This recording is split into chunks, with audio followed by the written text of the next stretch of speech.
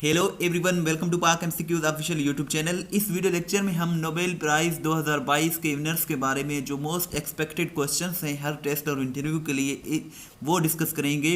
इसका पीडीएफ भी अवेलेबल है। बहुत ही इंपॉर्टेंट वीडियो लेक्चर है, एंड तक लाजमी देखिएगा। अगर हम फर्स्ट क्वेश्चन की बात करें तो फर्स्ट क्वेश्चन कुछ इस तरह से है। Anton Zeilinger won 2022 Nobel Prize in Physics is a scientist of which country? So इसका करेक्ट आंसर ऑस्ट्रिया है। एंटोन जेलिंगर को 2022 का नोबेल प्राइज़ मिला है फिज़िक्स में, क्योंकि नोबेल प्राइज़ जो है 6 कैटेगरीज में दिया जाता है। जो फिज़िक्स का था वो इन्हें मिला है। 2 बंदों और का भी मिला है, वो भी हम इसी वीडियो में डिस्कस करते हैं। John cluster won 2022 Nobel Prize in Physics is a scientist of which country? So ये जॉन क्लाजर की पिक्चर है। ये यूएसए से बिलोंग करते हैं, अमेरिका से।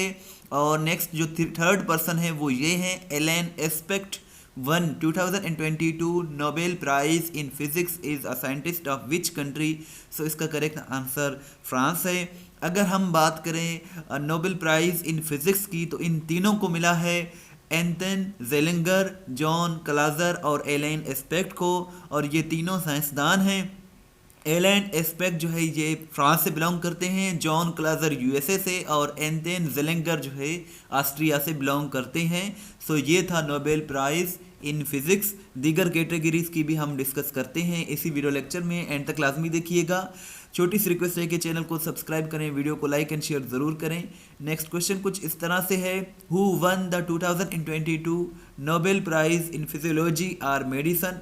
सो मेडिसन में सवांते पाबो को दिया गया है। सवांते पाबो इसका करेक्ट आंसर है, और एक ही बंदे को नोबेल प्राइज़ इन मेडिसन दिया गया है 2022 का। नेक्स्ट क्वेश्चन है सवांते पाबो won the 2022 Nobel Prize in Physiology or Medicine is a genetist of which country? So इसका करेक्ट आंसर स्वीडन है। स्वीडन से बिलोंग करते हैं। ये आप इनकी पिक्चर भी देख सकते हैं। सो ये था मेडिसन का। अब हम बात करते हैं इकोनॉमिक्स की। So who won the Nobel prize in economics? तो इसका करेक्ट आंसर इन तीनों बंदों को मिला है। Ben S Bernanke, Douglas W Diamond and Philip H Dybvig, इन तीनों को नोबेल प्राइज़ दिया गया है इकोनॉमिक्स में, और तीनों ये यूएसए से बिलोंग करते हैं, किसी और कंट्री से नहीं करते। सो यही इसका करेक्ट आंसर है। इस वीडियो को देखने के बाद लिंक पर क्लिक करके अपना टेस्ट ज़रूर लें।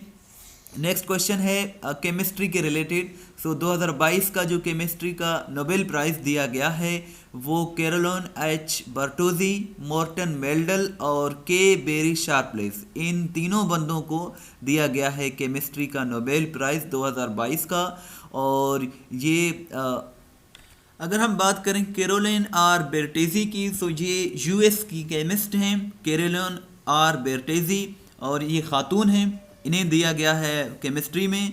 अगर हम मार्टिन मेल्डल की बात करें तो ये डेनमार्क से ताल्लुक़ रखने वाले एक केमिस्ट हैं, और कैरोलिन जो हैं यूएस की केमिस्ट हैं। मार्टिन जो है मेल्डन डेनमार्क का केमिस्ट है।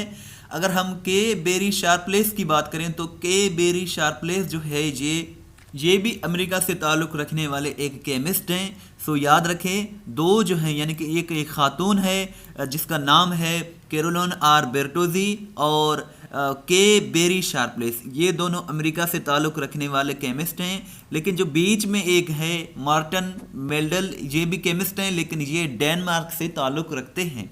और आपसे ये सिंपल सा क्वेश्चन है कि डेनमार्क कंट्री जो है ये किस कॉन्टिनेंट में लोकेटेड है? बहुत ही इंपॉर्टेंट और सिंपल क्वेश्चन है, आप ज़रूर जानते होंगे इसका आंसर।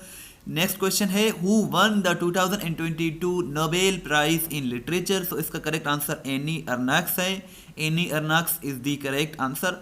आपसे ये भी पूछा जा सकता है कि एनी अर्नाक्स को 2022 का नोबेल प्राइज़ किस फील्ड में दिया गया है?